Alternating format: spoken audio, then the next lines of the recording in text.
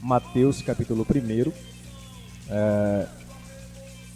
Nós estamos em dezembro e culturalmente a igreja, historicamente a igreja cristã ao longo dos anos, em dezembro ela liturgicamente em seu calendário, ela celebra o advento de Natal.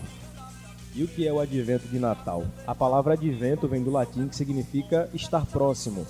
Então essas semanas que antecedem o Natal, elas servem para a preparação do corpo de Cristo para a celebração dessa data. E sim, nós celebramos o Natal porque o Natal é bíblico, está na Bíblia. Jesus nasceu, né?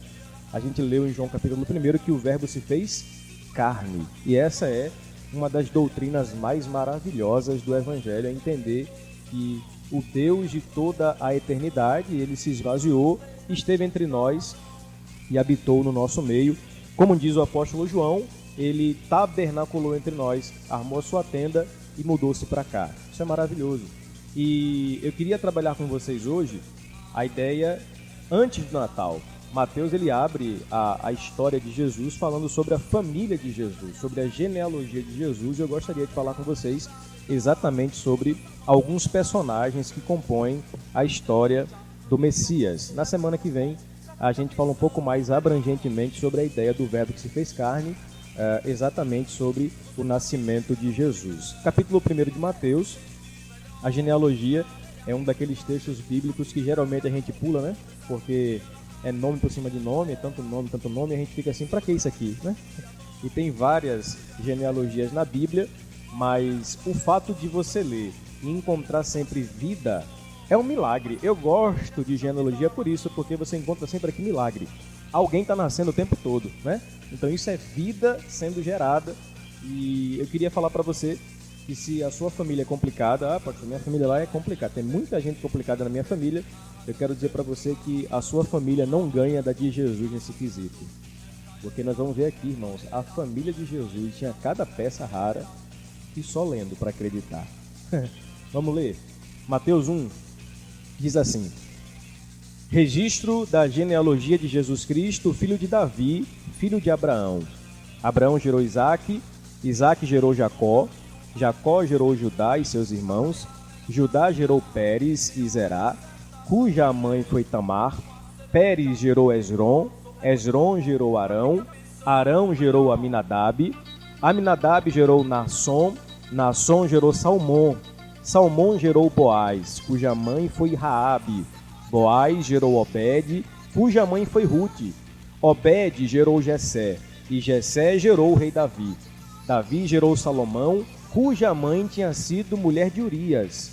Salomão gerou Roboão, Roboão gerou Abias, Abias gerou Asa, Asa gerou Josafá, Josafá gerou Jorão, Jorão gerou Urias, Uzias, Uzias gerou Jotão, Jotão gerou Acás, Acás gerou Ezequias, Ezequias gerou Manassés, Manassés gerou Amon, Amon gerou Josias, e Josias gerou Jeconias e seus irmãos no tempo do exílio na Babilônia.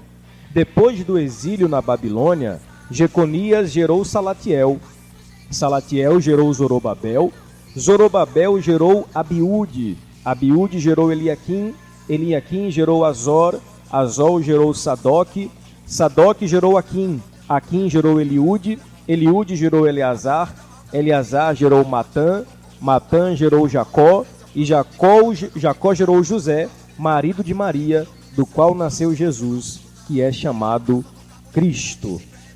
Do qual nasceu Jesus, que é chamado Cristo. Eu sou apaixonado por essa genealogia de Mateus, porque ela tem uma proposta muito clara e definida na sua estrutura, composta e escrita desse modo. Há uma razão pela qual Mateus escreve essa genealogia. Mateus está direcionando essa escrita, esse registro, para o seu povo, ou seja, para os judeus. E a finalidade de Mateus é apresentar Jesus como o Cristo, descendente de Davi e também filho de Abraão. E veja, a ideia de Mateus é convencer os judeus de que sim, Jesus era o Messias prometido, tanto por linhagem de Davi quanto por linhagem de Abraão. Então Mateus vem trazendo alguns personagens que destacam e que revelam essa capacidade de Jesus de ser quem a Bíblia o apresenta como tal, o Cristo, o Messias, o Filho de Deus.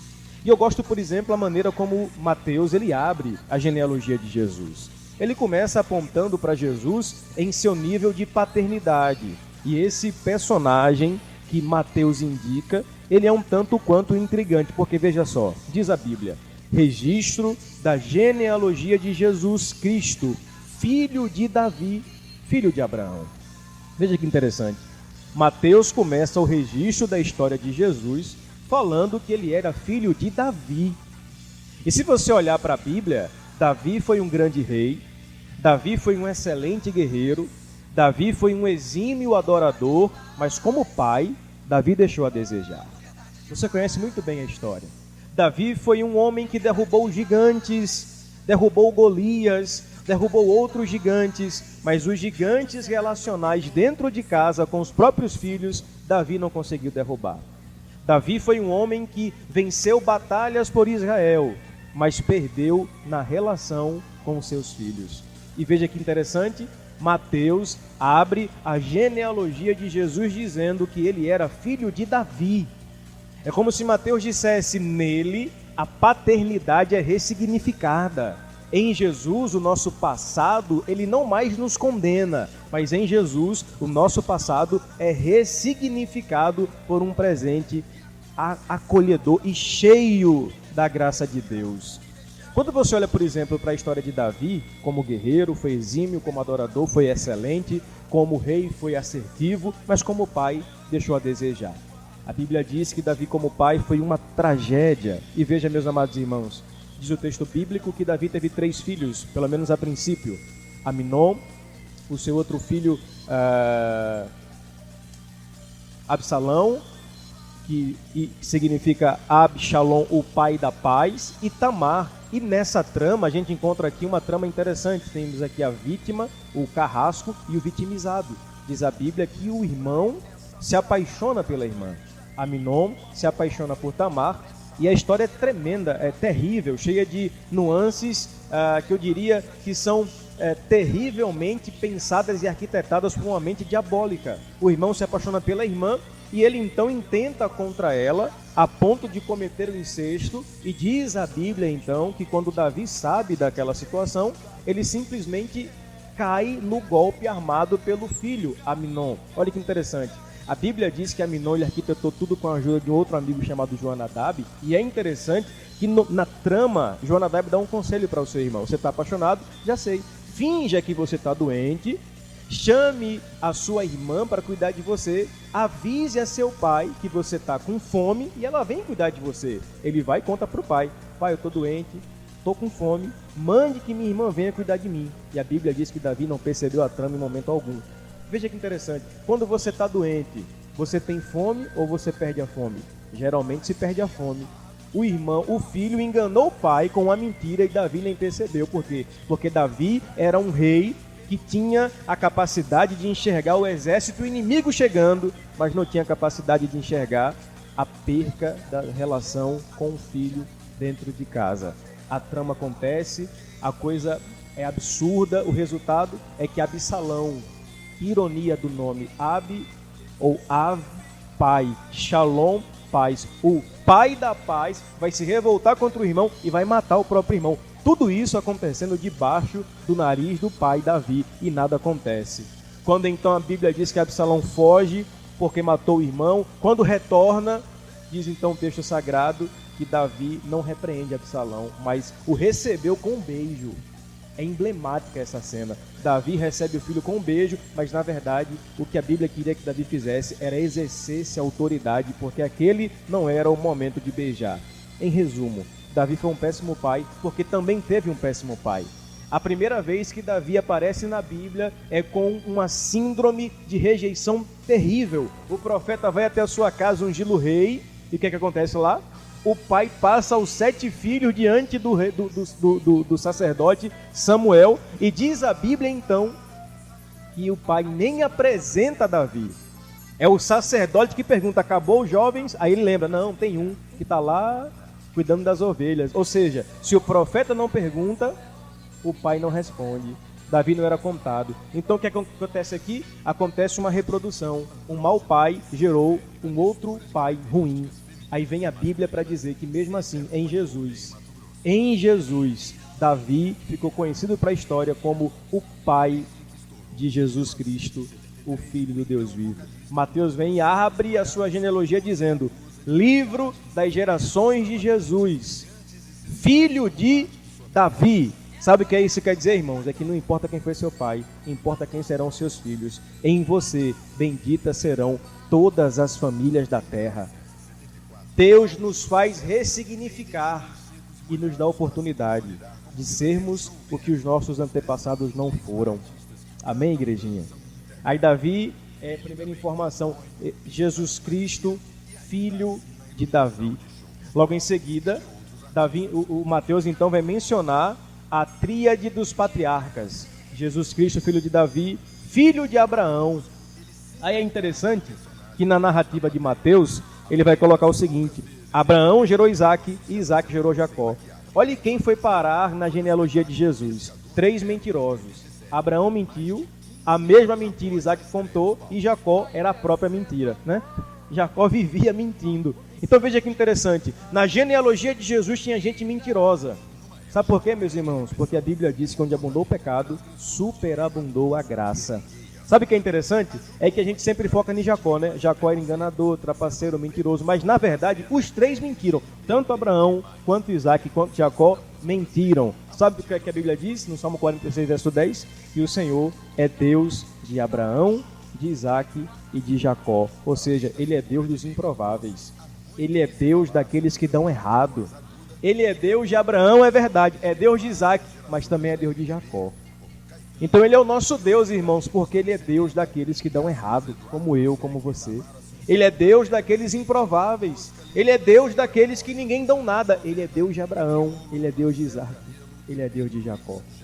E aí Mateus continua dizendo que nesse processo geracional, Jacó gerou Judá e seus irmãos. Já parou para pensar que ele podia ter sido assim, ele gerou José e seus irmãos, mas não. Ele fala Judá e seus irmãos. E quem foi Judá? Irmãos, Judá foi um homem tão ruim que Deus matou seus 2 filhos. Está na Bíblia, lá no Gênesis. Judá foi um cara tão ruim que Deus matou os 2 filhos dele. Um cara tão ruim, Gênesis, que a Bíblia diz que ele intentou matar José. Quem teve a ideia de matar José e jogar na cova dos leões foi ele. Os irmãos só queriam vender. Ele falou, não, vamos matar. Porque ele era ruim, era um homem que nele se expressava uma ira extremamente maligna. E é interessante que a ideia de Judá era matar José porque ele se acostumou a descartar pessoas. Tanto que, quando ele vai se encontrar com Tamar, que era sua nora, e ele não percebe que ela é, e a confunde com uma prostituta, olha o que acontece. A Bíblia diz que ela, Tamar, para garantir a sua posteridade, vai se relacionar com o seu sogro. E nessa trama toda terrível, diz o texto bíblico que quando ele retorna a encontrá-la, ela não está mais lá, mas deixou com ele o selo, o cajado e o bordão. E aí quando ela retorna grávida, quem é que está lá para receber ele? Sem saber que era o pai? Judá. Quando ele recebe ela, que vê ela grávida, fala, não, está errado, tem que ser queimada. Por quê? Porque ele se acostumou a jogar José na cova e quer queimar os outros. É gente que não tem consideração por ninguém, que para ele pessoas são descartáveis. Só que aí a Bíblia diz que ela olha para ele e fala, reconheces tu esse selo, esse lenço e esse cajado? Ele olha para ela assustado e fala, é meu. E quando ele percebe o que fez, ele diz, você é mais justa do que eu. Olha quem está na história da genealogia de Jesus, um homem tão ruim quanto Judá. A pergunta para nós essa noite é, será que Deus não pode fazer um milagre na estrutura da nossa família? Irmãos, não há problema maior que ter esses personagens aqui. Eu fico pensando, Robson, agora, Natal, chegando a família reunida. Vamos abrir agora o álbum de fotografia. Se fosse Jesus, vamos abrir o álbum de fotografia da família. Era cada peça que eles diziam assim, rapaz, não quero nem lembrar, né? Porque na família de Jesus tem um Davi que é um pai que deixa a desejar. Tem Abraão, Isaac e Jacó que mentiram. Tem Judá, que era um homem terrível. E mais que isso, aqui começam a aparecer algumas peculiaridades, olha que interessante, meu sogro, da genealogia de Mateus. Se você olhar todas as outras genealogias da Bíblia, nenhum escritor judeu citava mulher, porque mulher não era contada naquele tempo. Mulher não era mencionada em genealogia.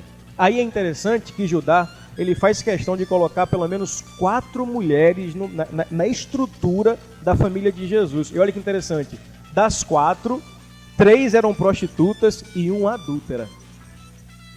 Não é interessante isso? Das 4, 3 prostitutas e 1 adúltera na família de Jesus. E você pensando, rapaz, minha família não presta. Vá ver a de Jesus. Olha as peças boas na família do seu Jesus que você adora. E ele vai começar dizendo sobre essa mulher chamada Tamar. E em seguida, ele vai dizer, olha aí o que diz o versículo 5.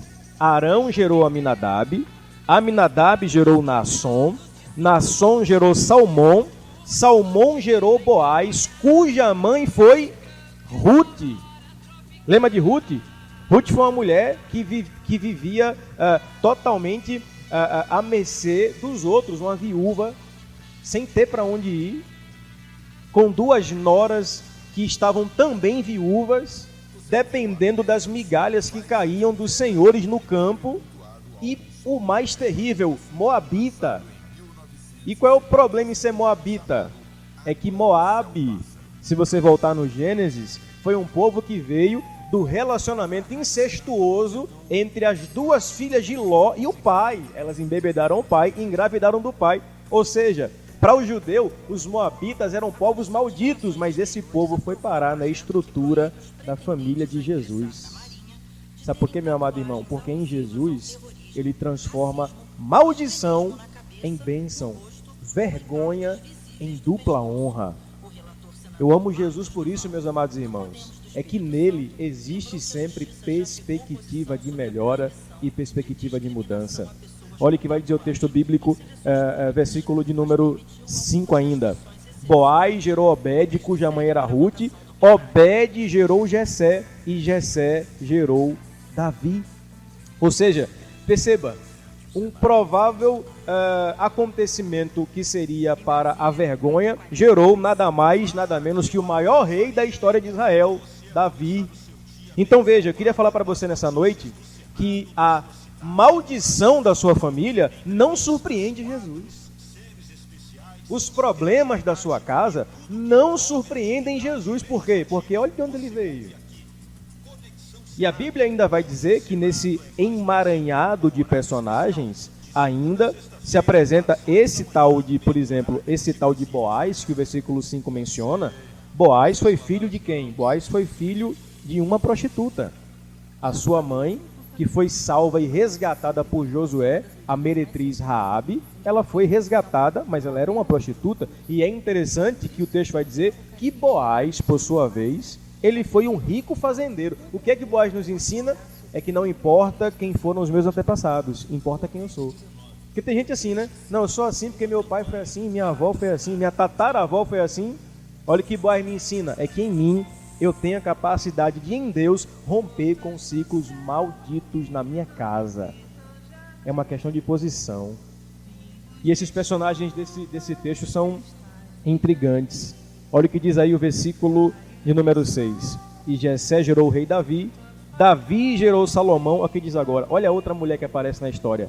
Cujo a mãe foi mulher de Urias. Quem foi essa aqui? Ela não aparece o nome dela aqui nesse texto, mas a gente sabe quem foi. Quem foi? Batseba. Quem foi Batseba? Foi a mulher que o texto fala de Urias, que Davi tomou. Davi estava no palácio um dia, e diz a Bíblia que ele estava passeando, enquanto os outros reis estavam na guerra. Olha que lição. Quando você não está na guerra e fica passeando, ou seja, ocioso, você arruma tempo para pecar. Pastor, como é que eu paro de pecar? É só procurar o que fazer. É simples, é só procurar o que fazer. Davi ficou passeando no palácio. Aí a Bíblia diz que os olhos de Davi invadiram a privacidade de uma mulher tomando banho. Ele viu e disse, essa eu quero. Só que ele sabia que era a mulher de um amigo, mas Davi tinha tanta sede por poder, que se você ler o texto, a Bíblia diz que a palavra mandou aparece 11 vezes. O texto bíblico que mais aparece é a palavra mandar. E todas as 11 foi Davi mandando.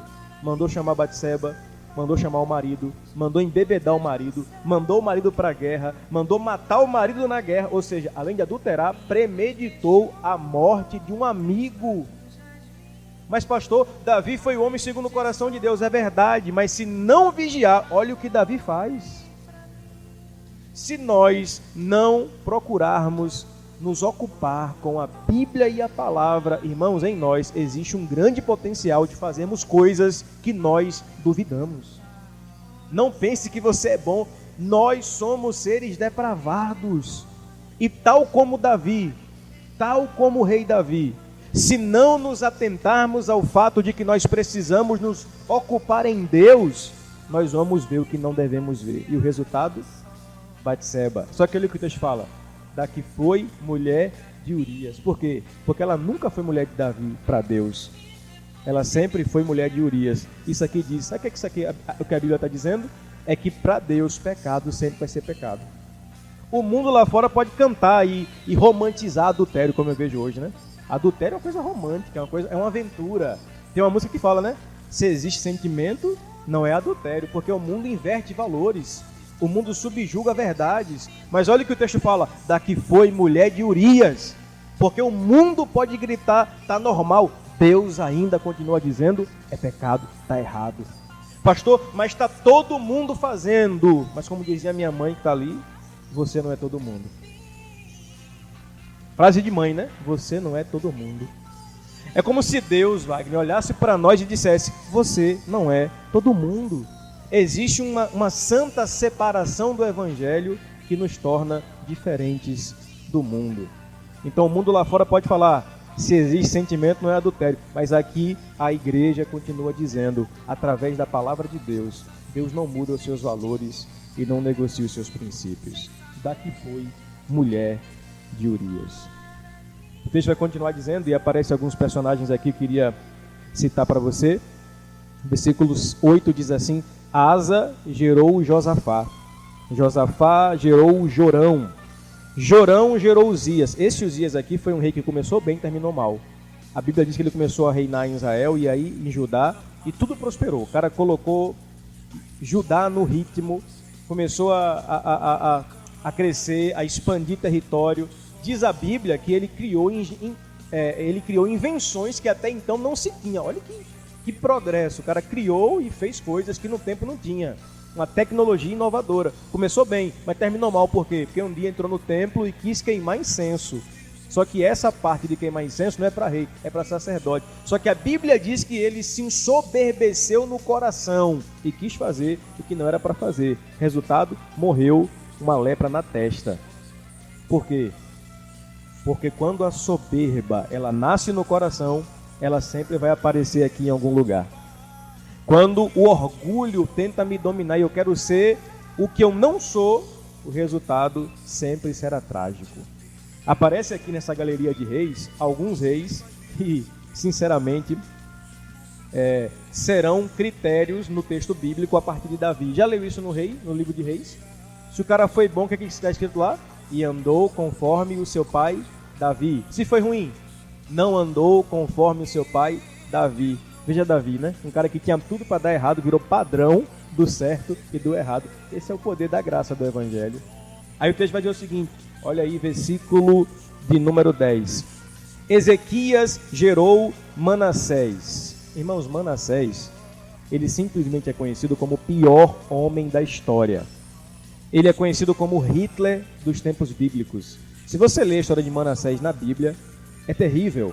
Diz o texto sagrado que Manassés foi um rei tão ruim, mas tão ruim, que ele se desviou tanto de Deus, que ele instituiu o culto a Moloque em Israel. E como é que era feito esse culto? Com sacrifício de criança. E ele ofertou 2 filhos para cultuar a um Deus estranho na terra do seu pai Davi. Ele deu 2 filhos, é um homem terrível, perverso, mau. Tanto que a Bíblia diz que ele foi levado ao cativeiro e ficou no cativeiro perturbado. No cativeiro ele clama, refaz a aliança com o Senhor e volta à sua bendita presença. Agora, sabe o que é interessante? É que o texto vai dizer que esse Manassés, ele foi filho de Ezequias, o rei Ezequias. Lembra de Ezequias? Um dia ele está no palácio, olha essa história, meu filho. O cara está no palácio, o rei, tranquilo, sossegado. Aí vem Isaías, o profeta, entra no palácio e fala assim: ô rei, tudo bem? Tudo. Tem uma notícia para o senhor, qual? Põe a tua casa em ordem, porque tu morrerás. A pessoa, se fosse você, vem um profeta de Deus e fala assim: ó, arrume a casa aí, viu, porque você vai morrer. Não ficar desesperado, né? Não foi diferente com Ezequias. Ezequias ficou desesperado. Diz a Bíblia que ele voltou-se para a parede e começou a chorar. Aí, enquanto o profeta estava voltando no palácio, no pátio do palácio, a Bíblia vai dizer então que Deus fala ao profeta Isaías dizendo: volta lá, porque eu vi a lágrima do meu servo e acrescente a ele mais 15 anos de vida. Que história, né? O cara volta e o profeta fala assim: ó, Deus ouviu a tua oração, ouviu a tua lágrima e está lhe acrescentando mais 15 anos de vida. Nesses 15 anos, ele gerou o pior homem da história, Manassés. Não era melhor ter ido? Não era melhor ter aceitado o decreto? E por fim, meus amados irmãos, aparecem alguns outros personagens no texto. Olha o que vai dizer, versículo 10. Versículo 11, melhor dizendo. Josias gerou Jeconias e seus irmãos no tempo do exílio da Babilônia. Mateus coloca aqui a pior chaga da história do povo judeu, o exílio da Babilônia. Versículo 12. Depois do exílio na Babilônia, Jeconias gerou Salatiel. Salatiel gerou Zorobabel. Esse Zorobabel aqui foi o rei que tentou reconstruir o templo que havia sido destruído pelos babilônicos. Aquela história é maravilhosa. Leia depois Ageu, capítulo 2. Os anciãos de Israel estão olhando para o templo e o templo estava todo desconfigurado. O processo de restauração não deu conta do glamour do primeiro templo, que foi o templo de Salomão, que era belo, todo cheio de ouro. Aquele reconstruído meio que às pressas por causa do processo doloroso que havia depois do exílio, deixou-se as suas rachaduras. Quem olhava, diz o texto, dizia: esse templo não se parece em nada com o primeiro, em termos de beleza, não lembra em nada. Aí Deus toma o profeta Ageu e diz: ouve Israel, assim diz o Senhor, a glória da segunda casa será maior que a da primeira. Ou seja, não olhe para a estrutura, olhe para o mover de Deus que acontecerá no templo. Porque estrutura sem vida é religião, mas vida de Deus não depende de estrutura. Deus não habita em paredes, Deus habita em pessoas. Não é o muro que é santo, é o seu coração que é um altar de Deus. Que Deus levante em nosso meio, irmãos, ageus, que ainda possam gritar neste tempo: a glória da segunda casa será maior que a da primeira. Deixa ainda vai dizer, olha aí o versículo de número 16. Azó gerou Sadoque, Sadoque gerou Aquim, Aquim gerou Eliúde, Eliúde gerou Eleazar, Eleazar Matã, Matã gerou Jacó. Agora olha que informação interessante. E Jacó gerou José, marido de Maria, do qual nasceu Jesus, que é chamado Cristo. Olha que interessante. Perceba que o processo geracional ele acaba exatamente em José. Vem aqui o texto dizendo assim, ó, fulano gerou ciclano, fulano gerou ciclano. Aí diz assim, e Jacó gerou José, e José não gerou ninguém. Por quê? Olha o que vai dizer o texto. E Jacó gerou José, não confunda, tá? Não é Jacó, aquele patriarca não, aqui é outro Jacó do tempo já do Novo Testamento. Jacó gerou José, o pai de Jesus, tá? E Jacó gerou José, marido de Maria, do qual nasceu Jesus. Olha que interessante, irmão, isso aqui é tremendo.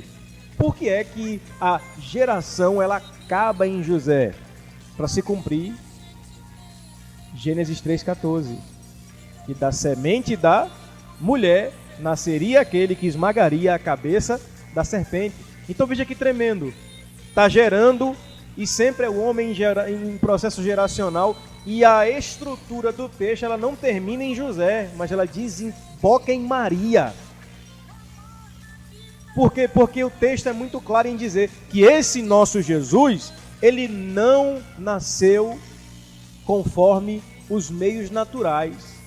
Mas Deus, o Espírito Santo se apodera de uma virgem e ela concebe o Filho de Deus por uma razão, porque ele é a semente da mulher que esmagará a cabeça da serpente.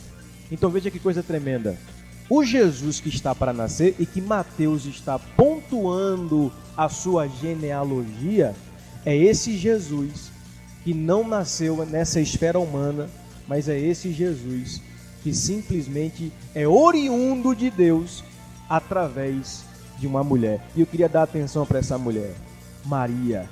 A palavra Maria no hebraico é uma variação para Miriam, que significa amargo. E veja, provavelmente aqui Maria tinha no máximo uns 12 anos, era uma adolescente. E olhe que estrutura, o texto está falando de Abraão, de Isaac, de Jacó, de Davi, de vários personagens incríveis.